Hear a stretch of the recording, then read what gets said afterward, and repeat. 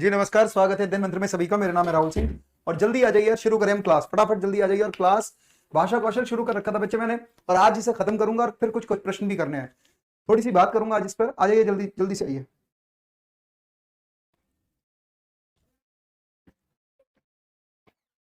देखिएगा, भाषा कौशल चार बताए थे आपको। एक तो श्रवण कौशल, श्रवण माने सुनना, ठीक है। एक बताया था वाचन कौशल, एक बताया पठन कौशल, और एक बताया लेखन कौशल। आज जो बात करनी है मुझे, बस इनके बारे में करनी है, चारों कौशल के बारे में। सबसे इंपॉर्टेंट क्लास मैंने पिछली वाली दी थी जो भाषा कौशल पे थी, कि कितने हैं, प्रकार क्या है और विशेषताएं क्या है उनकी। लेकिन एक चीज सुनो, इसमें मैं जो एक चीज और बताना, पठन कौशल उसे कहते हैं जब किसी भी की लिखित बात को अर्थ के साथ ग्रहण किया जाए, पढ़ा जाए, उसे पठन कौशल कहते हैं। पठन कौशल दो प्रकार का, आज इस पर भी चर्चा करूंगा। एक है सस्वर पाठ, सस्वर पाठ, और एक है मौन पाठ। और मौन पाठ कितने प्रकार का क्या होता है, इस पर प्रश्न आ जाते हैं, तो ये भी बात करनी है आज मुझे। ये चारों चीजें बतानी है, लेकिन पहले मैं शुरुआत श्रवण कौशल से करूंगा। ध्यान रखना सभी लोग रेणु स्वागत है सभी का। श्रवण माने सुनना, वाचन माने बोलना, पठन माने पढ़ना, लेखन माने लिखना। और इनसे रिलेटेड मुझे देखिए सभी कौशल से रिलेटेड एक विकार भी बताना है। जैसे सुना होगा डिस्लेक्सिया, डिस्ग्राफिया, डिस्कैल्कुलिया, इन पर भी चर्चा करनी है मुझे। थोड़ा सा देखिएगा, थोड़ा सा देखिएगा, मैं आज करने जा रहा हूं, सुनिए। लेकिन इससे पहले मैं शुरुआत कर रहा हूं, नमस्कार सभी को। इससे पहले मैं शुरुआत कर रहा हूं कि श्रवण कौशल पे दो चीज आती हैं। एक तो उद्देश्य पूछा जाता है। उद्देश्य, उद्देश्य का मतलब यह है कि भाई ये तो पता है बच्चे को सुनना, बोलना, पढ़ना, लिखना सिखा दे तो उसे भाषा आ जाएगी, भाषा के कौशल आ जाएंगे और भाषा पे महारत हासिल हो जाएगी।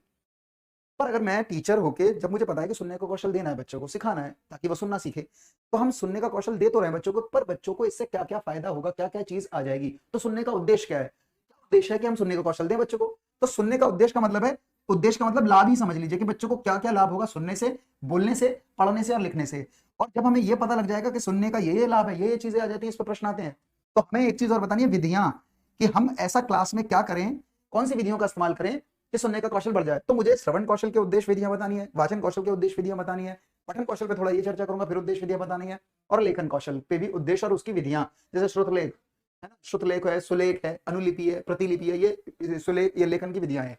तो चलिए, गुड आफ्टरनून सभी को। मैं पहला कौशल लेने जा रहा हूं, ध्यान से सुनिएगा। स्टार्ट कर रहा हूं मैं अलग अलग करके बेसिक एक एक कौशल को ले रहा हूं, क्योंकि इन पे प्रश्न आ जाता है। और फिर इसके बाद तुम्हें प्रश्न देना है। देखिए मैं प्रश्न लेकर आया हूं कौशल पर, कई सारे। ये प्रश्न करने हैं तुम्हें, बड़े आसान है, इसे समझ लीजिए। प्रश्न है, श्रवण कौशल किसे कहते हैं? तो देखिए, सबको मालूम है ये बात, तुम्हें पता क्या था, श्रवण कौशल माने सुनने का कौशल। श्रवण कौशल का मतलब है कि जब जब सुनने का कौशल दिया जाए, जब जब श्रवण कौशल, श्रवण माने सुनना, कि जब कोई बच्चा, श्रवण कौशल किसे कहें, कि बच्चा सुन ले या सुनकर अर्थ ग्रहण कर ले, सुनकर अर्थ ग्रहण कर ले। तो मैं सबसे पहले इसका अर्थ ही लिख रहा हूं, देखिएगा। श्रवण कौशल किसे कहते हैं? जब किसी के वाचन को, वाचन माने बोलने को, जब किसी के, रुकिएगा,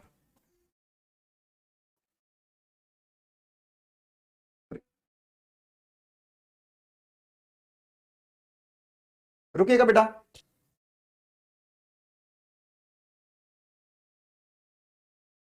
एक मिनट रुकिएगा, होल्ड कीजिएगा 2 मिनट के लिए।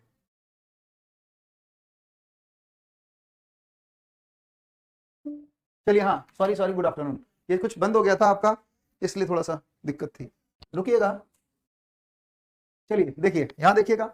जब किसी के वाचन को, जब किसी के वाचन को सुनकर, जब किसी के वाचन को सुनकर उसके अर्थ को ग्रहण किया जाए, उसके अर्थ को, उसके मीनिंग को, जब किसी की बात को सुनकर उसके अर्थ को ग्रहण किया जाए। मैं थोड़ा आज इस पे चर्चा करूंगा, ग्रहण किया जाए, ताकि नोट्स बना लो। किया जाए, वाचन कौशल, थोड़ा ये कौशल का चैप्टर बड़ा होता है।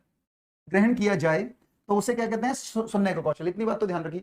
तो उसे ही हमारी हिंदी में, उसे ही हमारी हिंदी में श्रवण कौशल कहते हैं, श्रवण कौशल कहते हैं। कई बार इस पर प्रश्न आ सकता है कि सुनना किसे कहा जाए, ये तो मैं बता भी गया था। लेकिन देखिए, ध्यान से सुनना है, इस चीज को मैं करने जा रहा हूं, तुम्हें ये दिख रहा होगा। सबसे पहले ये ध्यान रखना, ज्यादातर पूछे जाएंगे उद्देश्य, कि भाई सुनने का उद्देश्य क्या है। उद्देश्य का मतलब ये है कि हम सुनना क्यों सिखाएं, क्या जरूरत मान पड़ी कि सुनना सिखाएं। सुनना इसलिए सिखाया जाएगा कि बच्चे की भाषा अच्छी होगी। पर सुनने से सिर्फ भाषा अच्छी नहीं होती, सुनने से क्या क्या घटनाएं हो सकती हैं। तो देखिए, हम सुनना क्यों सिखाते हैं। तो चाहे सुनने का उद्देश्य पूछे, चाहे लाभ पूछे, मैं ब्रैकेट में ये भी लिख सकता हूं, सुनने के लाभ क्या है, सुनने का महत्व क्या है, इंपॉर्टेंस क्या है, सुनने से बच्चे को क्या क्या चीजें आएंगी। तो देखिए, मैं एक एक घटना लिख रहा हूं, बस आपको थोड़ा सा पहचानना। पहली बात, पता है असली में सुनने से क्या आता है? जब अगर किसी बच्चे को सुनने का कौशल देंगे तो बच्चा, एक चीज आएगा, बच्चा धैर्यपूर्वक, सरलतापूर्वक किसी के विचारों को ग्रहण कर सकता है। सबसे पहले सुनने का पहला उद्देश्य यह है कि सुनकर, ध्यान से सुनना, सुनकर तो पहले मैं आसान दे रहा हूं, पहचानिएगा, फिर मैं दूसरा पॉइंट ये लिखूंगा तो तुम्हें ये बताना पड़ेगा कि क्या इससे सुनने से ये चीज आएगी बच्चे के अंदर या नहीं। सुनकर, देखिए पहला बड़ा आसान दे रहा हूं, धैर्यपूर्वक, ये कई बार इस तरह के वर्ड आते हैं, धैर्यपूर्वक और सरलता पूर्वक, सरलता पूर्वक, पूर्वक सुनने की आदत डालने के लिए, सुनने की आदत डालने के लिए। मैं पहले बहुत सिंपल सी चीज लिख रहा हूं, मुझे बताइए अगर मैं सुनने का कौशल सिखाऊं बच्चों को, तो उस बच्चा क्या धैर्य, किसी के विचारों को धैर्यपूर्वक, सरलतापूर्वक सुनने की आदत डालेगा या नहीं है। असली में एक बच्चे के अंदर हैबिट डेवलप करनी है हमें कि कहीं ना कहीं बच्चा सुनकर किसी के विचारों को धैर्यतापूर्वक ग्रहण करेगा, यानी सरलतापूर्वक किसी के विचारों को ग्रहण कर जाए, इसलिए हम सुनने का कौशल देते हैं। लेकिन देखिए दूसरी चीज दे रहा हूं, नंबर 2, दूसरी बात लिखने जा रहा हूं, बताइएगा। ऐसे में कई पॉइंट लिखूंगा। दूसरा, वक्ता, वक्ता किसे कहते हैं? वक्ता जो बोल रहा है, वक्ता के कहे गए या वक्ता के मनोभावों, मनोभावों को ग्रहण, ऐसे इस कभी कभी पूछा जाएगा इनमें से श्रवण कौशल का उद्देश्य कौन सा नहीं है, तो आपको पहचानना पड़ेगा क्या ये श्रवण कौशल का उद्देश्य है या नहीं है। तो बस ध्यान से सुनिएगा, वक्ता के मनोभावों को ग्रहण करने की योग्यता देना। बात ध्यान से सुनिए, मैं टीचर और मेरे सामने कुछ बच्चे आ गए और मुझे मालूम है उसे सुनने का कौशल देना है, तो मैं सुनने का कौशल क्यों देता हूं? क्या फायदा हो जाएगा बच्चे को? बच्चे को दो फायदे क्या हो जाएंगे। अगर बच्चे को सुनने का कौशल आ गया तो वो किसी की बात को धैर्यपूर्वक, सरलतापूर्वक सुन लेगा। दूसरी चीज पता क्या होगी, जो आदमी बोल रहा है उसके मन में क्या चल रहा है। कई बार आदमी ऊपर से तो कुछ और बोल रहा है, पर कहीं ना कहीं उसके वचनों को जब वो ग्रहण करेगा तो क्या सेंट्रल आइडिया रिसीव कर जाएगा? नहीं कर जाएगा। तो कहीं ना कहीं सुनने का एक और उद्देश्य है कि सुनना इसलिए सिखाते हैं कि बच्चा वक्ता के मनोभावों को भी ग्रहण कर जाए, सिर्फ उसके विचारों को नहीं, उसके मन में क्या चल रहा है, क्या कपट चल रहा है, उसको भी ग्रहण कर जाए। तो मुझे क्या बात करनी है आज, ये बहुत मुश्किल क्लास नहीं है, ये आसान क्लास है आज की तो, लेकिन तुम ये बताना क्या ये उद्देश्य है सुनने का या नहीं। ऐसी इस तरह के प्रश्न भी ऐसे आएंगे कि बच्चों की मौखिक अभिव्यक्ति का विकास करने के लिए सबसे कम प्रभावी तरीका, सबसे अच्छा प्रभावी तरीका, इस तरह के प्रश्न आएंगे तो आपको बताना पड़ेगा सबसे सही कौन सा और सबसे कम कौन सा है। मैं इसीलिए इन चीजों को बता रहा हूं, तो आप ये ध्यान रखिए। 2 पॉइंट लिख दिए, एक काम करो, एक तीसरा लिखने जा रहा हूं, बताना ये होगा या नहीं होगा। थर्ड, तीसरी बात लिखने जा रहा हूं, ध्यान से सुनिएगा मेरी बात। तीसरी बात करने जा रहा हूं, श्रवण कौशल के उद्देश्य, ये बात ध्यान रखिएगा। मैं यहां लिख रहा हूं तीसरा उद्देश्य, सुनिएगा, सुनने का ये उद्देश्य चल रहा है, ध्यान से सुनो। तीसरा है ध्वनियों में, और देखते हैं कितने बच्चे बता पाएंगे इस चीज को। इसी के बाद मैं बस 4 या 5 पॉइंट बताऊंगा, फिर विधियां बताने वाला हूं, और ऐसे करके सारे कौशल करने के बाद मैं टेस्ट लूंगा। आज की इजी क्लास है। एक देखिए मैं लिखने जा रहा हूं ध्वनियों में, कई बार कुछ ऐसे वर्ड आते हैं जिसे आप जज ही नहीं कर पाओगे। ध्वनियों माने साउंड्स, ध्वनियों को, ध्वनियों में विभेदीकरण, ये बात ध्यान रखना, विभेदीकरण करने की योग्यता देने के लिए, करने की मेरी बात समझने की कोशिश करना, करने की योग्यता, योग्यता का मतलब है एबिलिटी, योग्यता विकसित करने के लिए। कई बार इस तरह के शब्द तुम्हें नजर आएंगे, थोड़े मुश्किल लगेंगे कई इंग्लिश वाले बच्चों को, विकसित करने के लिए। देखिए मैंने पहली चीज क्या लिखी, क्या समझ पाते हैं कि इससे सुनने से आएगी? पता है सुनने से बच्चा 2 चीज और सीख लेता है, क्या कि ध्वनियों में डिफरेंसेस करना सीख जाता है। साउंड्स बोले जा रहे हैं और साउंड्स, देखिए मैं तुम्हें ऐसे बताता हूं, मैंने एक शब्द दिया स्त्री, ध्यान से सुनिए आप, इसका मतलब है आपको स्त्री माने नारी, है ना, और अगर मैं कहूं स्त्री तो इसका अर्थ है प्रेस। अरे बात समझ में आ रही है, प्रेस। लेकिन अगर मैं इन दोनों शब्दों के आगे खड़ा हो जाऊं और बोलूं स्त्री, तो आप समझ नहीं पा रहे होंगे किस स्त्री की बात हो रही है। पर अगर मैं कहूं स्त्री जाती है तो नारी जा रही है, पर मैं कहता हूं स्त्री करी जाती है तो प्रेस करी जा रही है। लेकिन कभी न कभी एक है स्त्री, एकदम बोला जाता है स्त्री, एक है स्त्री। अगर बच्चे के सामने कोई साउंड बोल रहे हैं तो बच्चा, और साउंड में बच्चा डिफरेंशिएट करने लगा, अंतर क्या दोनों में, तो अंतर तो सुनने से कहेगा। तो मुझे बताइए आप, क्या ध्वनियों में विभेदीकरण, विभेदीकरण माने सेपरेशन, अलगाव, ध्वनियों में डिफरेंसेस करने के लिए की योग्यता देने के लिए भी सुनने का कौशल दिया जाता है। मैंने तो ये 3 पॉइंट लिखे, पता नहीं ऐसे कितने पॉइंट आएंगे। तुम्हें एक चीज ध्यान रखनी है, क्या जो चीज तुम्हारे सामने लिखी जा रही है तुम ये पहचान पाओगे, ये सुनने से ही आएगी। तो सुनने का उद्देश्य क्या है, क्यों सिखाते हैं हम सुनना?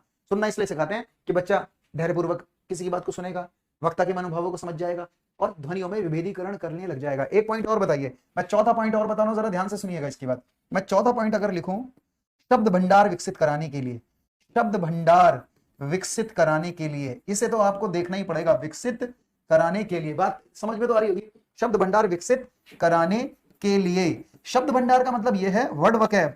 अरे एक से ज्यादा बच्चे को शब्द कैसे आएंगे? तब आएंगे जब हम सुनने के लिए बहुत सारी चीज देंगे, टेप रिकॉर्डर में कुछ चीज देंगे, रेडियो में बहुत सारे शब्द बोलेंगे, एक ग्रामोफोन में भी चलता था पहले, बहुत सारे शब्द उसमें टेप कर देंगे, रिकॉर्ड कर देंगे, बच्चा उन्हें सीखेगा, या बातचीत कर रहे होंगे तो उसके द्वारा भी सुना देंगे। कहीं ना कहीं शब्द भंडार, वर्ड वकैब एक ही चीज से बढ़ता है, बोलने से या सुनने से। तो मुझे लगता है सुनने से धैर्यपूर्वक बात ग्रहण कर लेगा, वक्ता के मनोभाव को ग्रहण कर लेगा, ध्वनियों में विभेदीकरण कर लेगा बच्चा, और शब्द भंडार भी बढ़ा लेगा। तो मैं एक चीज ये ध्यान रखनी, क्या ये सुनने के कौशल से बढ़ेंगे नहीं बढ़ेंगे? मैं 4 पॉइंट ही लिखूंगा, ज्यादा नहीं लिखूंगा, आपको ये समझना है, इसके बाद बस मैं क्वेश्चन पे आऊंगा। मैंने सबसे पहले एक काम करा है, सबसे पहले उद्देश्य बताया, सुनने का उद्देश्य क्या है। अब सुनो, जब ये पता लग जाए कि ये सुनने का उद्देश्य है, सुनने से बच्चे में ये चीज आएंगी, तो अब टीचर की जिम्मेदारी है, टीचर इस सुनने को देगा कैसे, यानी क्लास में ऐसी क्या घटनाएं करें जिससे बच्चा सुनने का कौशल, सुनने की चीजें आ जाएं। तो पता कई बार सुनने की विधियां पूछते हैं कि बच्चा के टीचर क्या क्या विधियों का इस्तेमाल करता है, कभी कभी ये प्रश्न आता है, तो मैं विधियां भी बता रहा हूँ। दो दो चीज चलेंगी, सबसे पहले सुनने का उद्देश्य और सुनने की विधियां, फिर अचानक में बोलने का उद्देश्य, बोलना क्यों सिखाते हैं और उसका विधियां क्या है, ये चीजें जाननी जरूरी है। इसके बिना आप क्वेश्चन नहीं कर पाएंगे।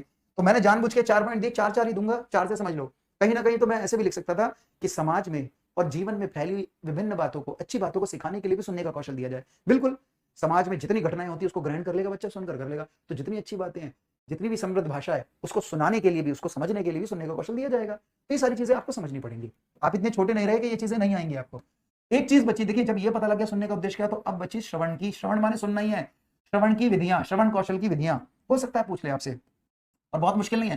श्रवण कौशल की विधियां, अच्छा देखिए, श्रवण कौशल की पहली विधि है, मैं वैसे लिख देता हूं, तो मैं ये ध्यान रखना, कुछ पॉइंट ही लिखना, ज्यादा एक्सप्लेन नहीं करना। सबसे पहले बताइए सस्वर पाठ कराएं। सस्वर पाठ, सस्वर पाठ का मतलब है बोल बोल कर पढ़ना। हम ऐसा कैसे सुनने का कौशल विकसित कर दें? तो मैं टीचर हूं, मैं क्लास में आऊंगा और एक बच्चे से कहूंगा खड़ा हो भाई, और उसकी बुक दे दूंगा उसके हाथ में और कहते हैं पढ़, बोल बोल कर पढ़। बोल बोल कर पढ़ने को ही सस्वर पाठ कहते हैं। अब एक बच्चा तो बोल बोल कर पढ़ रहा है, इसका तो वाचन कौशल ठीक हो रहा है, पर जितने बच्चे इसकी बात को सुनेंगे, क्या श्रवण कौशल विकसित होगा या नहीं होगा? तुम्हें ध्यान रखना, अगर सस्वर पाठ कराया जाएगा तो ये बहुत मुश्किल चीजें नहीं है, इसे समझनी पड़ेंगी आपको। हाँ कोई नहीं, आशुतोष अभी बात करूंगा। श्रवण कौशल से सुनने की विधियां सुनना बढ़ता है, इसलिए विधियां को कौन की क्या क्या इस्तेमाल करता है टीचर? सबसे पहले सस्वर पाठ करा देता है, इससे सुनने का कौशल बढ़ जाएगा। एक दूसरी कभी कभी कहते हैं कविता और कहानी, कहानी सुनाना, ये भी एक कला है। कई बार हम प्राइमरी क्लास में कविता और कहानी सुनने पर बल देते हैं, हम बोलते हैं मैं कहानी और कविता सुनाना लिख दिया यहाँ पर सुनने का चीजें पे डालने के लिए, लेकिन कविता और कथन विधि जो होती है उसमें कविता कही जाती है और सब बच्चे सुनते हैं और अर्थ के साथ ग्रहण करते हैं। इससे भी बच्चे की सुनने का कौशल विकसित हो जाता है। हम ये भी घटना करते हैं, लेकिन इसके अलावा जितनी भी विधियां लिखूंगा ये बड़ी आसान है। एक तीसरी है ध्वनि साम्य विधि। ध्वनि साम्य विधि, ये बहुत मुश्किल विधियां नहीं है। ध्वनि का मतलब साउंड, और साम्य माने समझना, अंडरस्टैंड करना।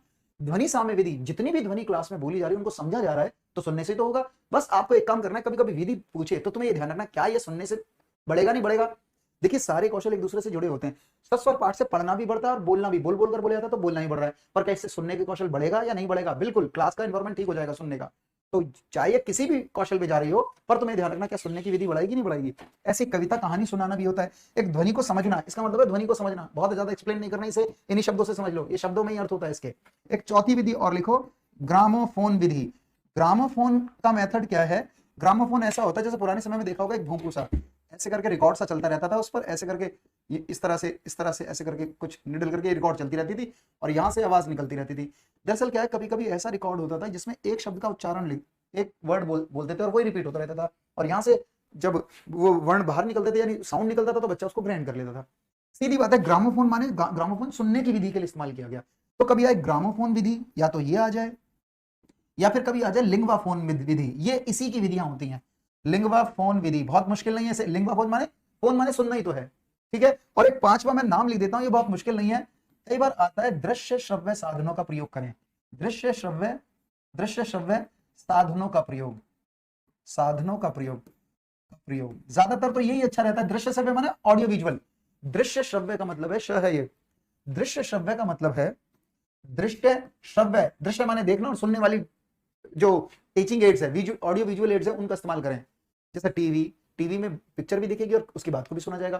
तो अगर अत्यधिक दृश्य श्रव्य साधनों का प्रयोग हो रहा है तो ज्यादातर सुनने का कौशल बढ़ेगा। और उसमें सुनने में कौन कौन से आएंगे, जैसे मैं लिख तो रहा हूं, टीवी का प्रयोग कर ले, जैसे किसका प्रयोग कर ले, टीवी का कर ले, लेकिन इसमें रेडियो का भी कर सकते हैं। वो दृश्य श्रव्य में तो नहीं आती पर श्रव्य में तो आ रही है, रेडियो का कर सकते हैं, ठीक है ना। इसका प्रयोग कर सकते हैं, ग्रामोफोन का कर सकते हैं। तो ये थोड़ा सा ध्यान रखना, टीवी इस तरह से रख लेना। क्या मेरी बात समझ में आ रही है सभी को? मेरी बात समझ में आ रही है, बहुत आसान तरीके से चल रहा हूं। श्रवण कौशल, इसी तरह से कभी कभी पूछेगा आपको वाचन कौशल की विधि, बस आप समझने लग जाइए। वाचन कौशल, मुझे बस कुछ विधियां बतानी और ध्यान से सुनना। वाचन कौशल कभी कभी पूछा है, वाचन माने क्या होता है, तो सीधी बात है बोलने का कौशल। और अगर पूछे बोलने का कौशल किसे कहते हैं, तो सुनो, बड़बड़ करना बोलना है, अपनी बात को अर्थ से व्यक्त कर देना है। तो मैं इसकी परिभाषा लिख रहा हूं, जानबूझ के लिख रहा हूं, अर्थ। कभी कभी अर्थ पूछेगा तो यह है, जब हम अपने भावों और विचारों को अर्थ के साथ, विचारों को अर्थ के साथ प्रकट करेंगे। जब हम अपने भाव और विचारों को मीनिंग के साथ, अर्थ के साथ प्रकट करते हैं ये मैं बता चुका था पहले भी, अब भी इस थोड़ी सी परिभाषा लिख रहा हूँ। करते हैं तो उसे कौन सा कौशल कैसे कहते हैं? उसे कहते हैं वाचन कौशल। बस ध्यान से सुनिएगा मेरी बात, जिसको समझ में ना आए वो पूछेगा। तो जब हम अपने भावों और विचारों को अर्थ के साथ, मीनिंग के साथ, अर्थ के साथ प्रकट करते हैं तो उसे कहते हैं वाचन कौशल। जिसे कहते हैं स्पीकिंग स्किल, है ना। जब मीनिंग के साथ हम अपनी बात को प्रकट कर देंगे तो वाचन कौशल। वेरी गुड सरिता। देखिए, लेकिन हमेशा तुम्हें 2 प्रश्न आते हैं। अगर वाचन कौशल पे अकेला प्रश्न आया, हमेशा वो पूछेगा उद्देश्य बताइए। उद्देश्य का मतलब कि भाई लाभ क्या है, क्यों दे रहे हो तुम इसे, उद्देश्य बोलने का कौशल क्यों सिखा रहे बच्चे को। पहली बात तो यह कि बोलने के कौशल से भाषा अच्छी हो जाएगी, और क्या क्या चीजें आएंगी बोलने के कौशल से। तो उद्देश्य है, लाभ है, महत्व। मैं पहला महत्व बता रहा हूं, जैसे मैंने श्रवण के बताया, इनके उद्देश्य विधियां बहुत पूछते हैं, कभी कभी इनके उद्देश्य विधियां बहुत बहुत पूछते हैं। तो मैं पहला बता रहा हूं। सबसे पहले है, पहला तो बड़ा आसान ही है, अपने भावों को, अच्छा बताओ, पहला बड़ा आसान, कुछ ही पॉइंट लिखेंगे। मैं लिख रहा हूं निसंकोच। निसंकोच का मतलब है बिना डरे, निसंकोच होकर अपने भावों को व्यक्त कराने के लिए। अपने, ऐसे ऐसे वर्ड आते हैं, अपने भावों को व्यक्त कराने के लिए। तुम मुझे बताओ, कराने के लिए तो बहुत मुश्किल है। मैं थोड़ा सा, मैं चाहता तो पीडीएफ से पढ़ा देता इसे, लेकिन देखिए, अरे पहला उद्देश्य तो यह है कि मैं टीचर हूं और मैं बच्चों को बोलने का कौशल दूंगा। तो बच्चा कई बार ना क्लास में अपनी बात को घबरा के पेश करता है, वो कई बार आता तो है पर बोल नहीं पाता। हमारा पहला उद्देश्य यह है कि बोलना ऐसे सिखाना है कि बच्चों को बिना डरे अपनी बात को प्रकट कर जाए। तो पहला उद्देश्य यह है निसंकोच होकर अपने भावों को व्यक्त कराने के लिए। अगर एक बच्चे को बोलने का कौशल आता है तो पहली जिम्मेदारी यह है कि अगर उसे बोलने का कौशल होगा तो वो बिना डरे अपनी बात को कह देगा। तो बिना डरे अपनी बात को व्यक्त करना ही किसका है? वाचन कौशल का उद्देश्य है, स्वस्वर वाचन का उद्देश्य है, ये ध्यान रखना, ठीक है। दूसरी बात करने जा रहा हूं, ध्यान से सुनिए। नंबर 2, दूसरी बात करने जा रहा हूं, ध्यान रखना। एक है धारा प्रवाह। धारा प्रवाह बोलना सिखाने के लिए, मुझे तो बताइए एक बार, मैं बस शॉर्ट में लिख रहा हूं भाई। धारा प्रवाह का मतलब कि बोलना इसलिए सिखाते हैं हम कि बच्चा बिना रुके अपनी बात को प्रकट जाए। धारा प्रवाह के साथ अटक अटक के बोलेगा तो क्या बोलेगा, क्या अर्थ बोला। तो दूसरा उद्देश्य तो यह है कि वो धारा प्रवाह अपनी बात को प्रकट करा जाए, लय के साथ प्रकट किया कर दे, ठीक है या नहीं है। तो मैं ये चीजें ध्यान रखनी है, ये सारी चीजें पूछी जा सकती हैं। जब बच्चा अभिव्यक्ति करेगा बोलकर अपनी बात को, तो धारा प्रवाह करे, निसंकोच करे, बिना डरे। ये सारी चीजें आप ध्यान रखना है, ठीक है। एक तीसरी बात कर रहा हूं, एक तीसरी बात ध्यान रखना। मैं अगर लिखूं तीसरा, ये तुम्हें बस पहचानना है क्या। अगर मैं ये तीसरी लाइन लिखने वाला हूं तो तुम बताना क्या ये बोलने के कौशल से आएगा।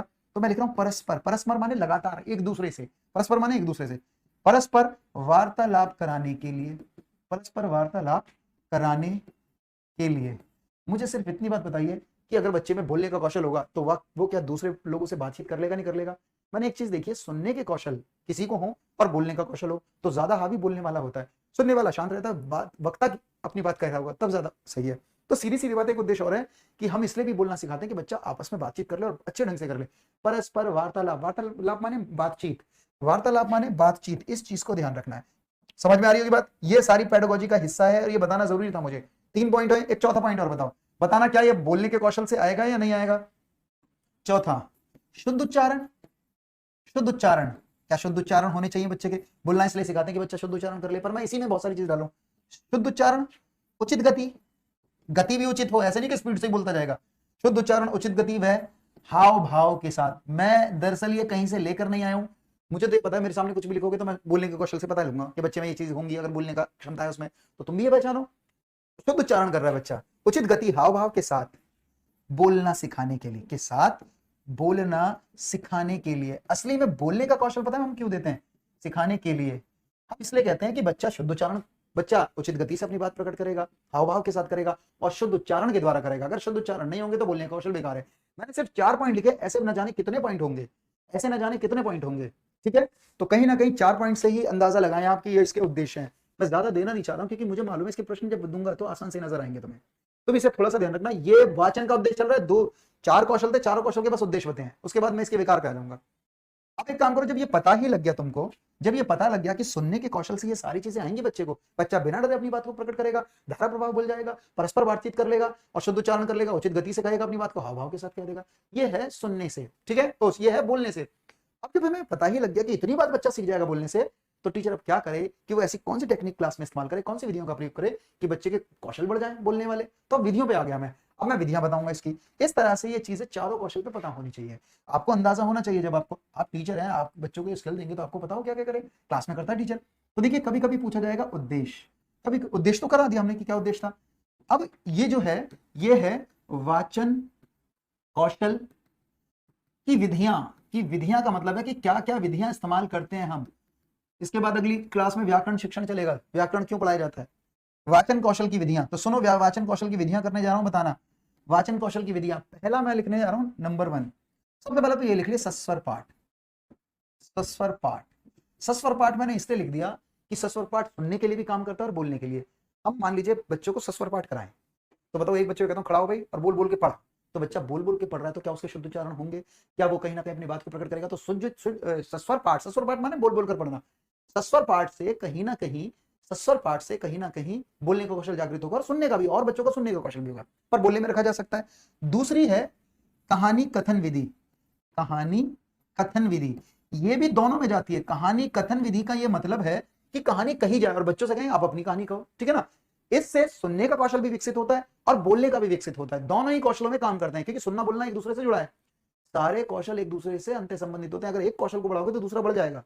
तो कहीं ना कहीं कहानी कथन विधि इसमें आता है। ये तो मैंने जानबूझ के दो इजी दिए। अब मुझे बताइए, एक मैं लिखने जा रहा हूं तीसरा पॉइंट, नाटक मंचन विधि। ये नाटक मंचन विधि क्या है? अगर मैं पूछूं नाटक मंचन विधि, दिख रहा होगा, नाटक मंचन विधि क्या है? तो देखिए नाटक मंचन विधि क्या है, सुनो।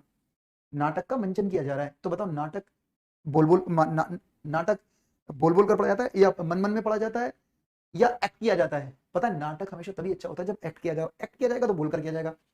हम कई बार बच्चों से खड़ा होकर कहते हैं कि बच्चे पढ़ो, और एक मान लीजिए एक रामायण का चैप्टर है, एक राम का करेक्टर है, एक लक्ष्मण का, एक सीता का। हम 3 बच्चों को कुछ ना कुछ बना देते, तो राम, तो लक्ष्मण, तो सीता, और बोलो पढ़ बोल बोलकर। तो बच्चा राम के डायलॉग बोलेगा, सीता के। कहीं ना कहीं नाटक मंचन विधि बोलने के कौशल को बढ़ावा ज्यादा देती है। बात समझ में आ रही है या नहीं आ रही? तो कोई भी विधि अगर लिखी जाए, क्या तुम जज कर पाओगे कि इससे बोलने का कौशल बढ़ेगा?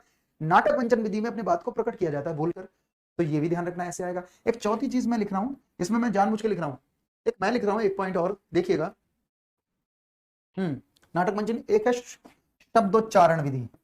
शब्दोच्चारण, नाम से ही समझाने की जरूरत नहीं, शब्द का उच्चारण चल रहा है तो बोलकर होगा। शब्दोच्चारण विधि भी किसमें आती है? और सुनो, इससे घबराना नहीं, ऐसी कितनी विधियां देगा वो, इन्हीं शब्दों में ही तो है छिपे। शब्द का उच्चारण चल रहा है तो बोलना हो रहा है, नाटक मंचन विधि हो रहा है तो हो रहा है। देखिए एक मैं 5 पॉइंट लिख रहा हूं और ज्यादा नहीं करेंगे। एक है स्वतंत्र, ये बड़ी मुश्किल लगती है बच्चों को, स्वतंत्र आत्म प्रकाशन विधि।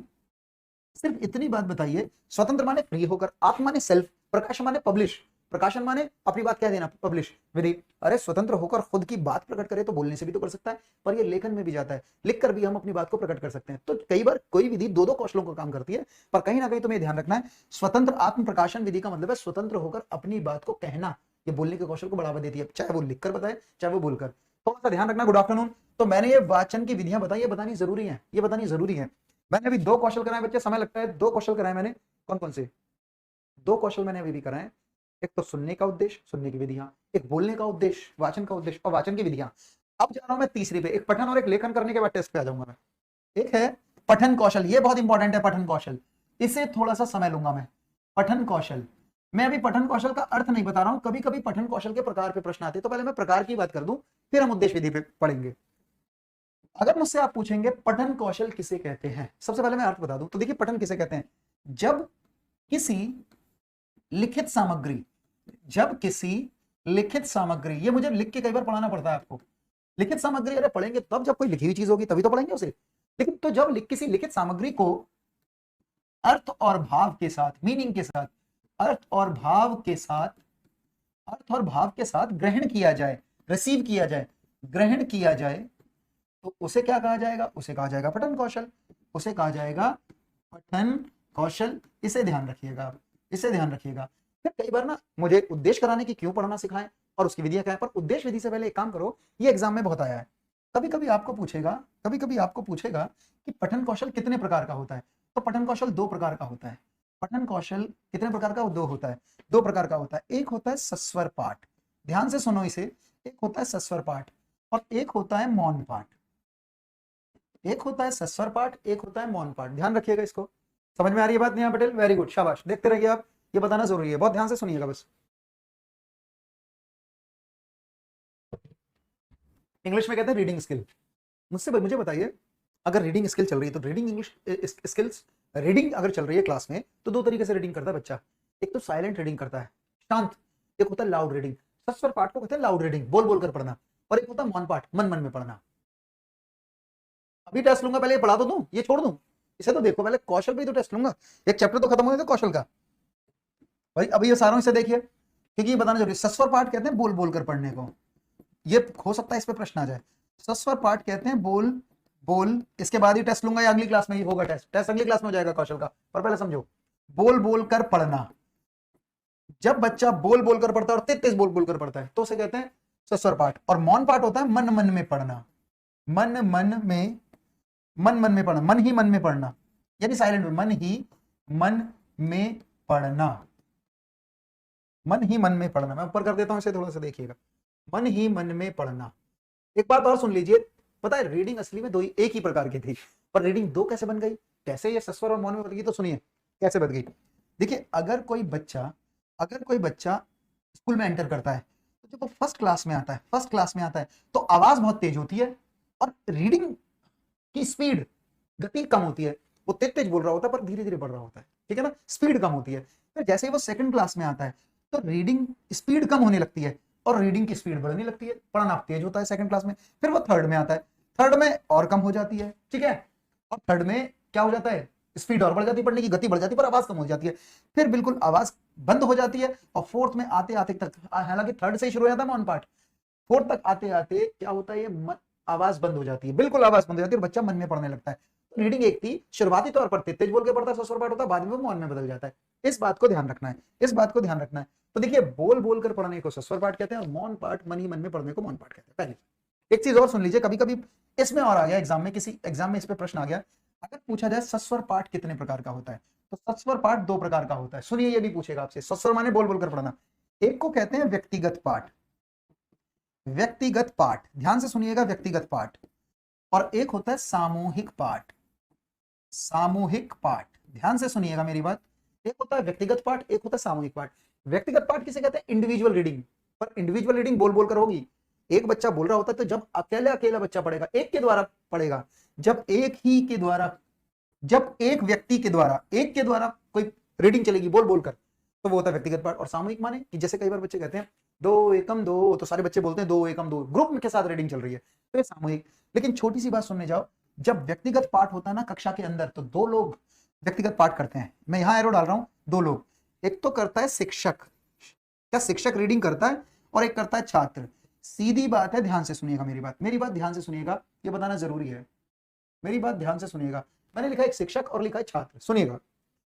रीडिंग सस्वर पाठ मतलब बोल बोल कर पढ़ना, पर सस्वर दो प्रकार का होता है, व्यक्तिगत पाठ, व्यक्तिगत माने जब एक के द्वारा कोई सस्वर पाठ हो, चाहे कोई बच्चा एक करे अकेला खड़ा हो गए, कई बार बच्चों कहते हैं ना खड़ा हो भाई चल अकेला पढ़, और बच्चा वो रीडिंग करता है, फिर उसको बैठाते हैं, फिर दूसरे को कहते हैं। तो एक के द्वारा रीडिंग हो रही है, बोल बोल कर आवाज के साथ किताब पढ़ी जा रही है ना। लेकिन पता है जब व्यक्तिगत पाठ होता है तो केवल बच्चा ही अकेला नहीं पढ़ता, कभी कभी शिक्षक पढ़ता है। पता है असली में कक्षा की रीडिंग, कक्षा में जब पठन कौशल चल रहा होगा तो शुरुआत शिक्षक को करना चाहिए। वो क्यों, क्योंकि मान लीजिए अगर शिक्षक रीडिंग ना करे किसी बच्चे को, कई बार ऐसा लगता है ना बच्चे बहुत अच्छा पढ़ते हैं, किसी को उठा कहते हैं तो पढ़, पर क्या वो बच्चा गलत भी तो पढ़ सकता है, उच्चारण गलत हो सकता है।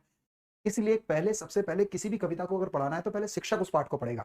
शिक्षक इस पाठ अगर पढ़ रहा है, रीडिंग बोल बोल कर पढ़ेगा तो शिक्षक अच्छा ही पढ़ेगा। और जब शिक्षक पढ़ लेता है तो फिर जो सबसे अच्छा उसे बच्चा लगता है उसको खड़ा करता है, जो उसकी चीज को सुन गया, फिर उससे कहता है तू पढ़। मुझे लगता है बच्चा तब अच्छा पढ़ेगा जब टीचर अच्छा पढ़ेगा, और टीचर तो अच्छा पढ़ता ही है। तो सुनिए सुनिए, क्या लिखा आपने सर, कौन सा बेस्ट? में बेस्ट कुछ नहीं है, बेस्ट सारे ही हैं, बेस्ट सारे ही हैं, पर जब मैं विधियां बताऊंगा तुम्हें व्याकरण की, तो आगमन निगमन का जिक्र करूंगा, वहां पर कभी कभी बेस्ट हो जाता है। बेस्ट कोई भी तरह का टीचर अपने हिसाब से विधियों का प्रयोग करता है, टीचर अपने हिसाब से क्लास के एनवायरमेंट के अकॉर्डिंग पता लगता है क्या इस्तेमाल किया जाए। तो सुनो भाई सभी लोग, शिक्षक जिस व्यक्तिगत पाठ को बोल बोलकर पढ़ता है तो उसे कहते हैं आदर्श पाठ, ध्यान से सुनना, आदर्श पाठ। और छात्र जिस पाठ को इंडिविजुअल करता है, अकेला करता है, उसे कहते हैं अनुकरण पाठ। सुनिए भाई, कभी कभी आपको पूछेगा, देखिए आदर्श पाठ किसे कहते हैं, अरे शिक्षक जिस पाठ को इंडिविजुअल कर रहा है, शिक्षक अगर रीडिंग कर रहा है तो वो अच्छा ही करेगा, तो इसलिए उसे कहते हैं आदर्श पाठ। और जब शिक्षक रीडिंग कर लेता है तो फिर छात्र अकेला करता है, एक छात्र को खड़ा कहता है तू कर, फिर वो कहता है अनुकरण। क्या करता है, अनुकरण। अनुकरण पाठ का मतलब ये है, अनुकरण पाठ का मतलब है कि बच्चा नकल कर रहा है, किसका, टीचर का। तो देखिए सीधी बात है, सबसे पहले आदर्श पाठ से क्लास शुरू होती है, फिर वो अनुकरण में बदलता है, और फिर सामूहिक होता है। सामूहिक डिवाइड नहीं है, सामूहिक में सभी बच्चे एक साथ कर सकते हैं। फिर सुनो, अगर पूछा जाए आदर्श पाठ किसका हिस्सा है तो सस्वर पाठ। सस्वर किसे कहते हैं, बोल बोल कर पढ़ने को। पर सस्वर बोल बोल कर जब पढ़ा जाता है तो दो दिखता है, एक तो अकेले भी पढ़ा जा सकता है, एक ग्रुप के साथ पढ़ा जा सकता है। जब अकेले पढ़ते हैं तो दो चीज, दो लोग पढ़ सकते हैं, एक तो शिक्षक भी अकेला पढ़ता है और कभी कभी कोई छात्र भी अकेला पढ़ सकता है। पर छात्र से क्लास की शुरुआत नहीं होती, शुरुआत शिक्षक से होती है, इसलिए शिक्षक के पाठ को कहते हैं आदर्श पाठ। आदर्श पाठ किसका हिस्सा है, सस्वर का हिस्सा है। और आदर्श पाठ किसका हिस्सा है तो व्यक्तिगत का हिस्सा है। और अनुकरण शिक्षक का किया जाता है, इसलिए आदर्श के पाठ बाद ही अनुकरण पाठ आता है। क्या मेरी बात समझ में आ गई? इतनी बात समझ में आ गई। कभी कभी आपको सस्वर पे पूछ सकता है, इन सभी चीजों पे कोई ना कोई प्रश्न आ सकता है। यही पूछ रहे कि आदर्श पाठ कौन करता है, ऐसे भी पूछेगा। अब बात आती है मौन पाठ। अब बात आती है मौन पाठ, तो मैं यहां जिक्र करूंगा भाई मौन पाठ का, मैं यहां जिक्र करूंगा, थोड़ा बड़ा कर दूं और यहां आ जाइए। अगर पूछा जाए कि मौन पाठ कितने प्रकार का होता है, अगर पूछा है मौन पाठ कितने प्रकार का होता है, तो मौन पाठ 2 प्रकार का होता है। मौन पाठ कितने प्रकार का होता है इसे भी सुन लीजिए, पूछा जाएगा। मौन पाठ 2 प्रकार का होता है। एक होता है द्रुत पाठ, ये पूछा जाएगा तुमसे, द्रुत पाठ। और एक होता है गंभीर पाठ, ध्यान से सुनना। एक होता है गंभीर पाठ। गंभीर पाठ को गहन पाठ भी कहते हैं। गंभीर पाठ कहूं या फिर गहन पाठ कहूं? गहन पाठ, कभी आपने सुना होगा इसे कैसे कहते हैं, शायद स्किमिंग स्कैनिंग इस तरह की बात पढ़ी होगी कभी। एक होता है द्रुत पाठ। द्रुत पाठ किसे कहते हैं? पहले द्रुत पाठ बोल बोल कर पढ़ा जाएगा मन में। जब मौन पाठ आता है तो मौन पाठ 2 तरीके का दिखता है। एक तो बच्चा जब रीडिंग करता है, तो देखिए रीडिंग ना पढ़ता है, पर रीडिंग 2 तरीके से होती है। कभी कभी बहुत तेज गति से रीडिंग होती है और कभी कभी कम होती है। तो पहले मैं द्रुत पाठ करा रहा हूँ। द्रुत पाठ का मतलब है, द्रुत माने तेज, द्रुत माने होता तेज, इसका मतलब है तेज गति से पढ़ना या तीव्रता के साथ पढ़ना। तेज गति से पढ़ना, मन ही मन में तेज गति से पढ़ना क्या कहलाता है? द्रुत पाठ। देखिए कई बार ना, सुनिए, कई बार हम ना, देखिए मैं अखबार कैसे पढ़ के आया, द्रुत पाठ का एग्जांपल दे रहा हूँ। आज मुझे ना ऑफिस आते हुए बड़ी देर हो रही थी, तो मैंने क्या करा, अखबार लिया और नाश्ता भी कर रहा था और मैंने अखबार पढ़ के ऐसे करके पढ़ता गया, ऐसे करके पढ़ता गया, और रीडिंग ऐसे चलती रही। और इतनी तेज स्पीड थी कि कई बार शब्द नहीं पढ़ रहा था, लेकिन साइलेंट वे में पढ़ रहा। लेकिन देखिए जब हम तेज गति से पढ़ते हैं तो जो भी लिखा गया है उसका एक सेंट्रल आइडिया रिसीव कर लेते हैं। बात समझ में आई? तो जब हम तेज गति के साथ किसी भी विषय वस्तु को समझ लेते हैं उसे कहते हैं द्रुत पाठ, उसे कहते हैं द्रुत पाठ। ध्यान से सुनना, उसे कहते हैं द्रुत पाठ। तो मैं लिख रहा हूं जब तेज गति से पढ़ें और पढ़ी गई सामग्री को समझ लें, याद रखना, और पढ़ी गई सामग्री को समझ लें तो उसे कहते हैं पुष्पा, कोई सा भी मेथड सही हो सकता है, ऐसा जरूरी नहीं कि आप इंडिविजुअल ये कहोगे कि ये चाहिए। सुनो एक बात ध्यान रखना, सस्वर पाठ अब फर्स्ट और सेकंड तक होता है शुरुआत, लेकिन तीसरी से वो मौन में बदल जाता है। तो बच्चा सस्वर पाठ में तो ट्रेंड हो जाता है, पर थर्ड से आते आते वो मौन पाठ भी शुरू कर देता है। थर्ड फोर्थ फिफ्थ में मौन पाठ शुरू हो जाता है, थर्ड से शुरू हो जाता है, तीसरी क्लास से। एक काम करोगे, सुनो इसे, छोटा सा बात कर रहा हूँ, गहन पाठ भी करा देता हूँ यहीं करा देता हूँ, देखिएगा, ताकि तुम्हें नोट्स मिल जाएंगे, मैं भिजवा दूंगा। गहन पाठ किसे कहते हैं? सुनो, कहते हैं द्रुत पाठ तो बहुत तेज गति से पढ़ते हैं, पर जब गंभीर पाठ आता है तो देखिए द्रुत पाठ के बाद एक और पठन है कि जब बहुत तेज गति से हम पढ़ते हैं ना, तो अचानक क्या हुआ, गंभीर पाठ किसे कहते हैं कि देखिए मैं एक नॉवल पढ़ रहा हूँ, एक उपन्यास पढ़ रहा हूँ, तो जब हम कोई स्टोरी पढ़ते हैं, नॉवल पढ़ते हैं, तो कई बार ना मैं उतनी गति से नहीं पढ़ूंगा जितनी गति से मैंने अखबार पढ़ा था। अखबार तो मैं ऐसे पढ़ के आगे जल्दी और आ गया, एक सेंट्रल आइडिया ले लिया। लेकिन देखिए जब हम गंभीर पाठ करते हैं तो कई बार कोई उपन्यास लिया और आराम से बैठा हूं मैं और उसे रीड कर रहा हूं, और जब रीड करता हूं ना तो मैं पढ़ रहा हूं ध्यान से, धीरे धीरे। तो सुनिए, गंभीर पाठ किसे कहते हैं? पर गंभीर द्रुत से अच्छा माना जाता है। गंभीर पाठ किसे कहते हैं कि इसकी गति जो होती है गंभीर पाठ की, वो इससे कम होती है, इसमें तेज गति होती है, इसमें कम। अब बच्चा कम थोड़ा करने लगता है, लिख रहा हूं मैं, इसकी गति, किसकी गति? गंभीर पाठ की, गहन पाठ की। इसकी गति थोड़ा ये यहां कर लेता हूं ताकि आपको दिख जाए। देखिए भाई, मैं यहां लिखूंगा, इसकी गति द्रुत से कम होती है, किंतु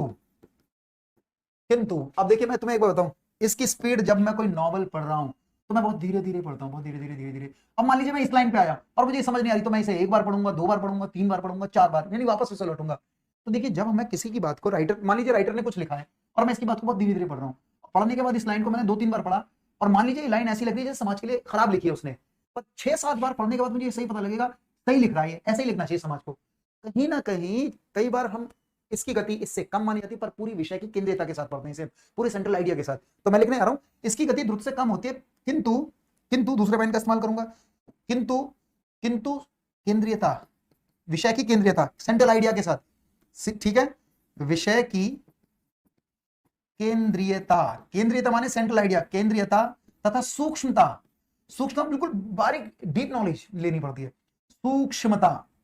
समझ में आ रही बात? पहले सब बच्चे बताइए, समझ में आई?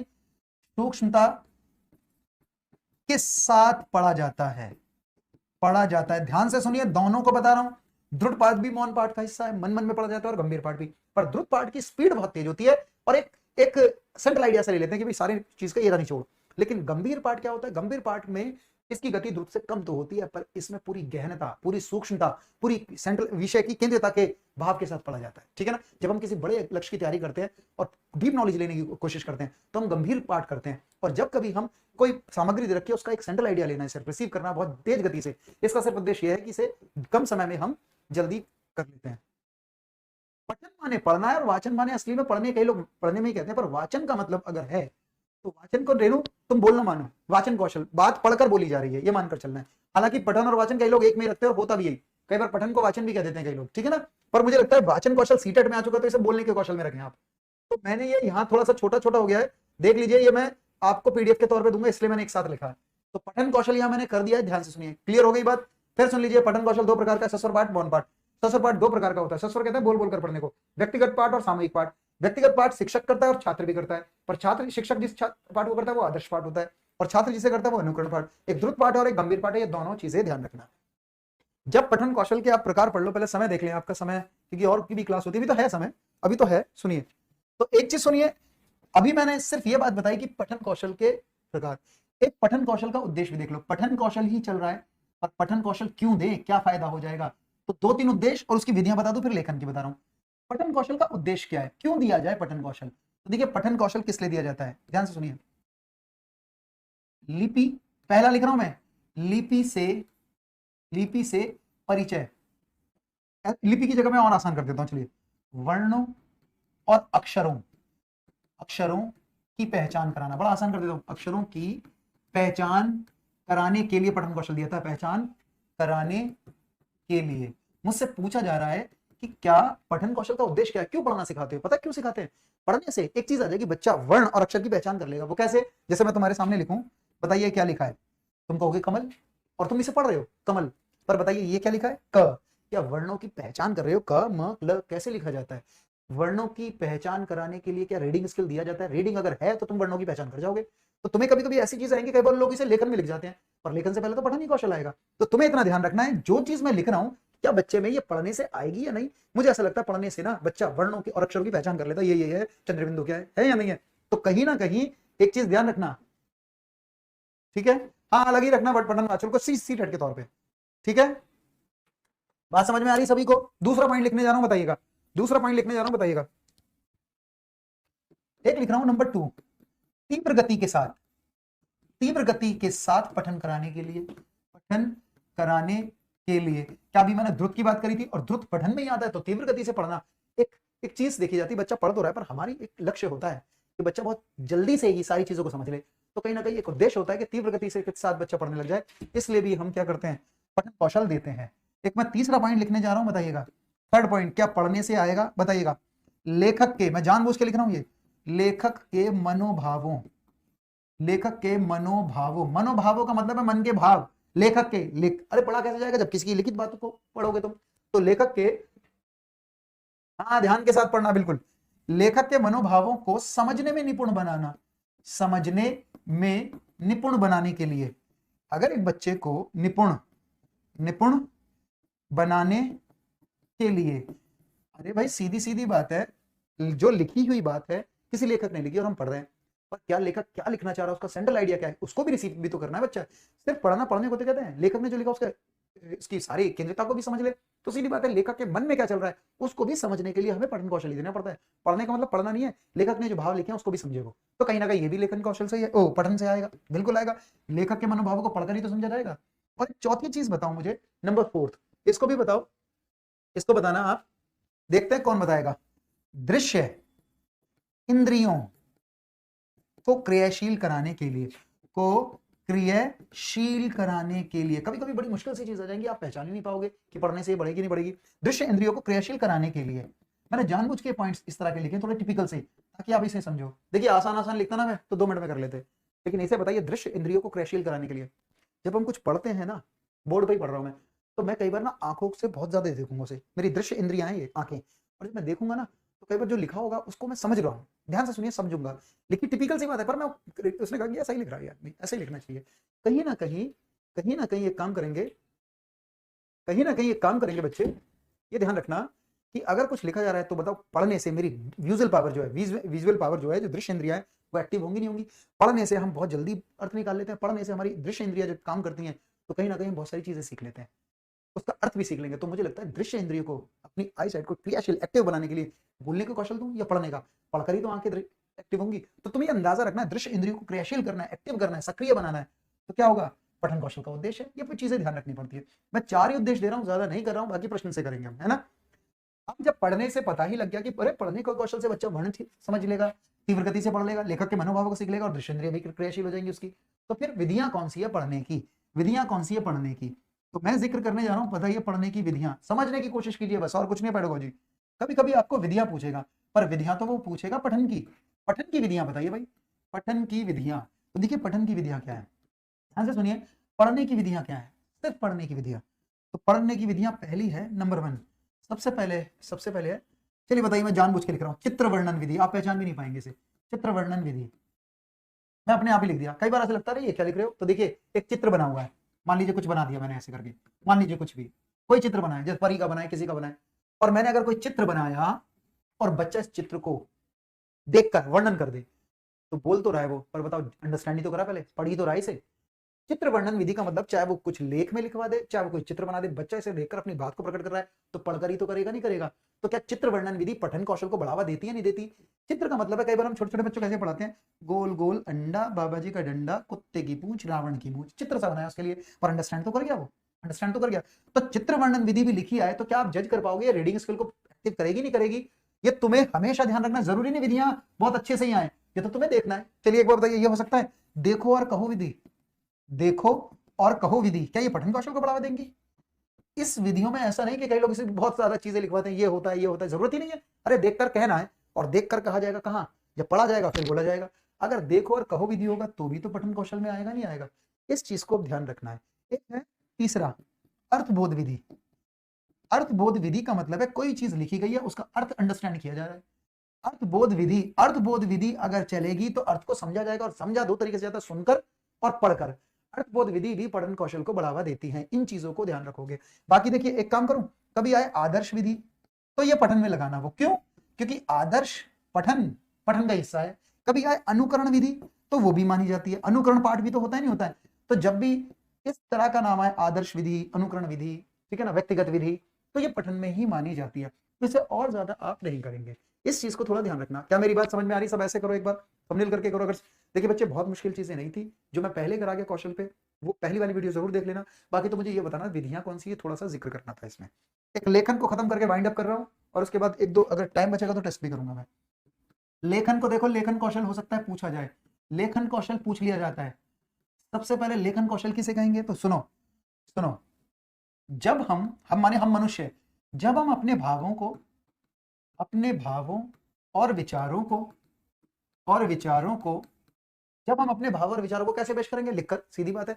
जब हम अपने भाव और विचारों की अभिव्यक्ति माने प्रकट करना, जब हम अपने भाव और विचारों की अभिव्यक्ति लिखित माध्यम द्वारा पेश करेंगे। वेरी गुड, शाबाश शाबाश, वेरी गुड, आपकी फर्स्ट क्लास है कुंदन। तो कोई बात नहीं, आज की तो आसान सी चीज है, आप इसे समझते जाइए, ठीक है, समझ गए ना? हाँ बिल्कुल, तो ये सी चीजें चल रही है, फिर टेस्ट पे आऊंगा मैं। जब हम अपने भाव और विचारों की अभिव्यक्ति कैसे करेंगे? अभिव्यक्ति लिखित माध्यम। इससे पहले भाषा कौशल की एक और वीडियो देख लेना, लिखित। जब हम अपने भाव और विचारों की अभिव्यक्ति लिखित माध्यम लिख कर दिखाएंगे, लिखित माध्यम द्वारा प्रस्तुत करें। आज तो छोटा सा चैप्टर रह गया था, बाकी इस समय पढ़ा चुका हूं उसका। लिखित माध्यम द्वारा प्रस्तुत करें तो उसे कहते हैं लेखन कौशल। अब सुनिए, बस एक काम करना है, कभी कभी तुमसे पूछेगा लेखन का उद्देश्य क्या है, क्यों लिखवाते हैं बच्चों को, क्या फायदा हो जाएगा? तो बस तुम्हें 2-3 चीज बता रहा हूं, लेखन का उद्देश्य क्या है। सबसे पहला उद्देश्य बहुत इंपॉर्टेंट है, ध्यान रखना, सुंदर लेख का अभ्यास कराना। सुंदर लेख का अभ्यास कराने के लिए, कई बार ऐसा लगा ये तो रटाने वाली बात हो गई, अर्थ कहां है इसमें कि सुंदर लेख का अभ्यास कराए? लेकिन हैंड राइटिंग अगर अच्छी नहीं होगी, लेखन कौशल अच्छा नहीं माना जाएगा। इसलिए सबसे पहले अच्छी बात तो यह है कि वो कर्सिव में लिखे, सुंदर लिखे, अक्षरों को बनावट ठीक ठाक हो, है या नहीं है? तो सबसे पहले सुंदर लेख का अभ्यास कराने के लिए हमें लेखन कौशल देना पड़ता है। अभ्यास कराने के लिए अगर बच्चा सुंदर नहीं लिखेगा तो राइटिंग बेकार मान ली जाएगी उसकी, चाहे वो कितनी बुद्धि से लिख रहा होगा। तो ये पहली डिमांड किया जाता है। और क्योंकि सुंदर लेख का अभ्यास कराते हैं ज्यादातर हम कि राइटिंग ठीक कर, सोच समझ के नहीं, नकल मार के ठीक कर। कई बार बच्चा देख कर ही तो लिखता है एक चीजें, तो देख ध्यान रखना इसी चीज से, क्योंकि ये ज्यादातर रटाने पर बल देता है, सुंदर लेख पर बल देता है, इसलिए लेखन कौशल को ना यांत्रिक कौशल भी कहते हैं। यांत्रिक माने बनावटी कौशल, यांत्रिक कौशल भी कहते हैं, ध्यान रखना इसे। हो सकता है तुमसे पूछ ले यांत्रिक कौशल कहा जा सकता है लेखन कौशल को, तो हाँ ठीक है। तो सुंदर लेख का अभ्यास कराने के लिए एक दूसरा और बताओ, नंबर 2 एक दूसरी चीज बताओ, वर्णों की ठीक ठाक बनावट सिखाने के लिए, वर्णों की ठीक ठाक बनावट सिखाने के लिए क्या लेखन कौशल दिया जाएगा? बिल्कुल। कई बार ना देखिए अ बनता ऐसे है, ऐसे, और कई लोग ऐसे थोड़ी ना बना देंगे कुछ भी आचार, तो वर्ण कितने अनुपात में बने, कैसे बने, क्या ढंग है या नहीं है, ठीक है ना। तो वर्णों की ठीक ठाक बनावट सिखाने के लिए, वर्णों की ठीक ठाक बनावट, मैं हैंड राइटिंग ठीक लिख दूं अपनी, मेरी खराब लग रही है, बनावट, वर्णों की ठीक ठाक बनावट सिखाने के लिए भी, ठीक ठाक बनावट सिखाने के लिए भी क्या देना पड़ता है? हमें लेखन कौशल देना पड़ता है। ध्यान से सुनिएगा मेरी बात, हमें कौन सा कौशल देना पड़ता है? लेखन कौशल देना पड़ता है। एक और देखिए, तीसरा, वाक्यों को नियमोनुसार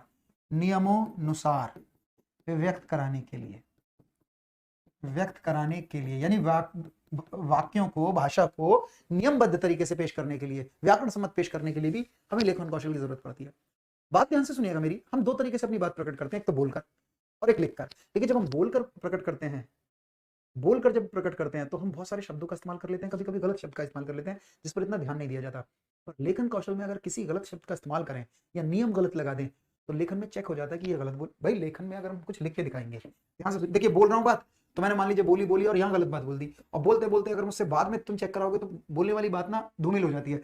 पर लेखन में तो लिखी हुई बात पकड़ी जाएगी, ये यहाँ गलत है, ये यहाँ गलत है, सीधी सीधी बात है। वाक्यों को व्याकरण के अनुसार, भाषा को पूरे नियमों के अनुसार अगर पेश करना तो लेखन कौशल के द्वारा वो दिया जा सकता है। तो कभी कभी पूछा जाएगा वाक्यों को, शब्दों को और भाषा को नियमबद्ध तरीके से प्रस्तुत करने के लिए बोलने का कौशल दिया जाए या लेखन का, तो लेखन के कौशल में वो नियम साथ में रहते हैं, नियमोनुसार। इस बात को ध्यान रखना है, ठीक है, इस बात को ध्यान रखना। 3 हो गए बच्चे, थोड़ा सा ध्यान रखना, 3 हो गए। चौथा और बताओ, नंबर 4, चौथा पॉइंट मैं लिखने जा रहा हूं, बताइएगा। बड़े आसान है, कुछ मुश्किल नहीं है। एक चौथा पॉइंट है इसका, एक चौथा है, बड़ा आसान है, ये तो तुम ही कर लेना। अपने अनुभवों को व्यक्त कराने के लिए, मेरे पास बहुत ज्यादा पॉइंट है नहीं, लेकिन कहीं ना कहीं मैं कुछ भी लिखूं तो तुम जज कर पाओगे ये लेखन से आएगा। अपने अनुभवों को व्यक्त कराने के लिए लेखन कौशल दिया जाना चाहिए। तो देखिए अगर बच्चे को लेखन कौशल दिया जाए तो सुंदर लेख का अभ्यास कर लेगा, सुंदर राइटिंग हो जाएगी उसकी, वर्णों की ठीक ठाक बनावट सीख लेगा, वाक्यों के नियमों से परिचित हो जाएगा और अपने अनुभवों को भी व्यक्त करना सीख जाएगा। लेखन कौशल में मानदार होता है, ठीक है ना, बात को सही ढंग से भी पेश करना उसे आ जाता है। तो ये लेखन कौशल के उद्देश्य है। इसकी विधियां बहुत इंपॉर्टेंट है, सुनिएगा, इसकी विधियां लिखने जा रहा हूं। लेखन बस खत्म हो रहा है बच्चे, लेखन कौशल की विधियां, क्वेश्चन कल चलेंगे अगली क्लास में लेखन कौशल का टेस्ट है। लेकिन लेखन कौशल से एक पहले एक चीज और बताऊंगा, कभी सुना होगा डिस्लेक्सिया, डिस्ग्राफिया, एक विकार और चीज रह गई, उस विकार पे बात करके मैं टेस्ट लूंगा, अगली क्लास में टेस्ट होगी। बस लेखन कौशल की विधियां देख लीजिए। देखिए जब भी लेखन कौशल की विधियां होती है तो हमेशा विधियां वो होती है जो लेखन कौशल को सुंदर बनाएगा, हैंड राइटिंग ठीक करेगा। तो इसकी सारी विधियां एक यांत्रिक विधियां सी नजर आती हैं, ये सुंदर राइटिंग करे। तो देखिए कौन कौन सी विधि है, कभी आपने सुना होगा सुलेख विधि, सुना है सुलेख? सुलेख किसे कहते हैं अगर कभी पूछा जाए तो देखिए सुलेख कहते हैं, सुंदर लेख को सुलेख कहते हैं, सुंदर लेख को सुलेख कहते हैं, सुलेख। और हम छोटे छोटे बच्चों से, पता है कितना अच्छा बच्चा हो माइंड से, पर राइटिंग अच्छी नहीं है तो बेकार माना जाता है। हम अपने बच्चों की हैंड राइटिंग ठीक कराते हैं, और कैसे कराएंगे, उससे कहते हैं लिख दोबारा, नकल मार मार के लिखवाते हैं, ठीक है ना, ये पेज खोल देते हैं फिर वो सुलेख करता है उसका। जिसे इंग्लिश में क्या कहते हैं, सुलेख को हैंड राइटिंग ही कहते हैं। तो एक है सुलेख विधि, ध्यान से सुनना। एक दूसरी विधि का नाम है श्रुतलेख विधि। श्रुतलेख विधि, श्रुतलेख माने सुनकर लिखे गए लेख को, मैं लिख रहा हूं सुनकर, इससे भी हैंड राइटिंग ठीक होती है, सुनकर लिखे गए लेख को क्या कहते हैं, श्रुतलेख। पर श्रुतलेख से शब्द ठीक हो जाते हैं बच्चे के। जैसे कई बार हम उससे लिखवाते हैं कि पनघट, राजन, घर, मदन, भालू, ऐसे करके शब्द लिखवाएंगे। और जब हम श्रुतलेख लिखाते हैं तो बच्चा सुनकर उसे लिखता है। अगर उसने पनघट गलत लिखा तो 6 बार और लिखवाते हैं। तो लेख से राइटिंग तो सुंदर होती है, साथ के साथ शब्द भी ठीक ठाक बनाना सीख जाता है। तो कई बार पूछा जाएगा श्रुतलेख और सुलेख क्या लेखन विधि को अच्छा लगता है? एक विधि और है, इसे देखिएगा। एक तीसरी विधि है अनुलिपि, मैं लिख रहा हूं इसे यहीं समझिएगा। एक होती है अनुलिपि, अनुलिपि, और एक चौथी होती है प्रतिलिपि विधि। यह 4 विधि होती है बच्चे, इन चीजों को ध्यान रखना है।